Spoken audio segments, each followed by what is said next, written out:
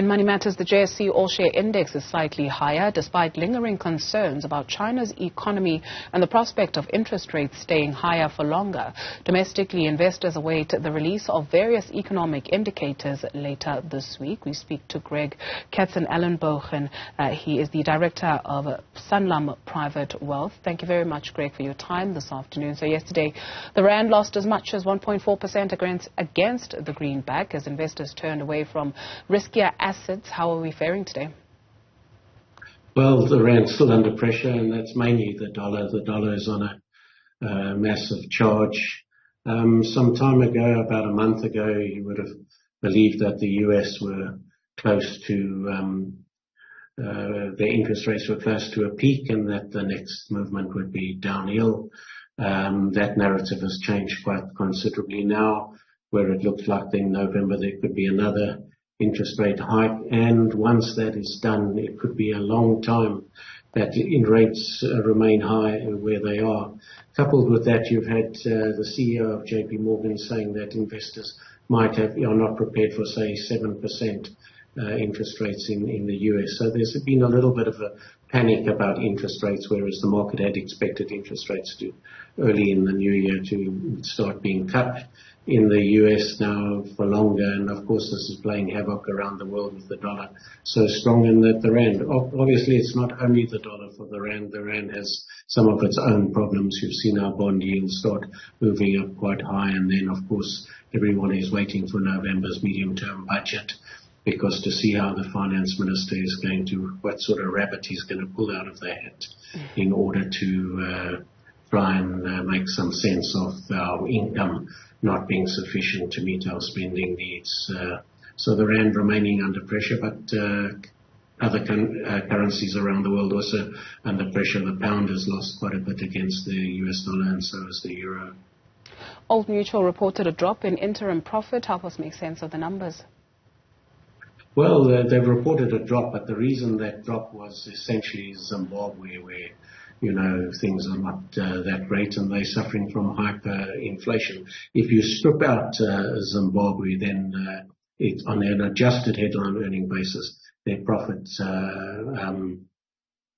was up about 21%, and I think they did reasonably well excluding that. But the CEO did mention that, you know, there's still a lot of problems in some of the African operations, Malawi, Kenya, Nigeria, but he feels that, as we move forward over the next year, things will improve for emerging markets, and that will be good for the company. So excluding Zimbabwe, it was actually a good set of results.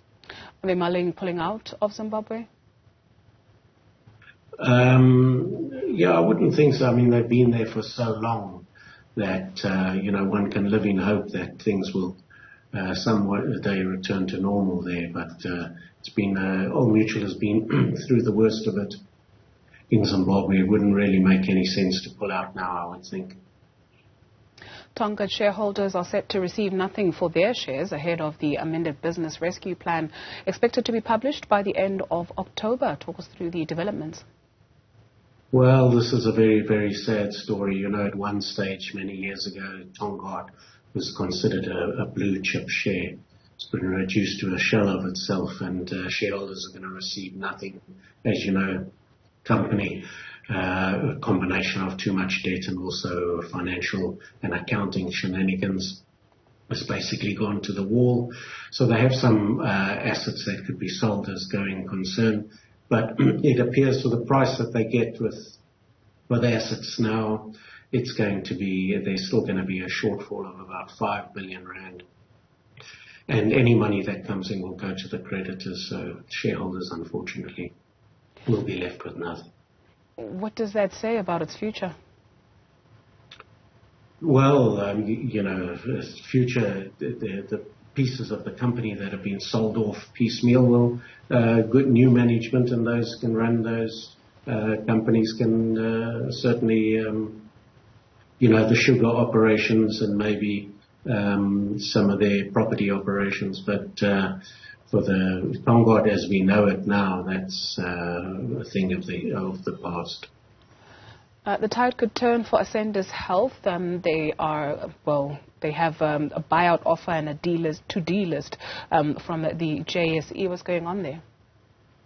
Well, I don't know. You say the tide could turn, but this share trading was 69, now 68 today. So there's a proposed offer maybe to delist the company, buy out the shares, and that gives them some room to then sell off the assets of the company and try and realize some value for shareholders. But another instance of where company took on so much debt and has destroyed values for shareholders. But the company stresses that it's only at the moment there's nothing firmed up, and they will obviously keep the shareholders informed, and they've asked people to exercise caution when dealing with their shares.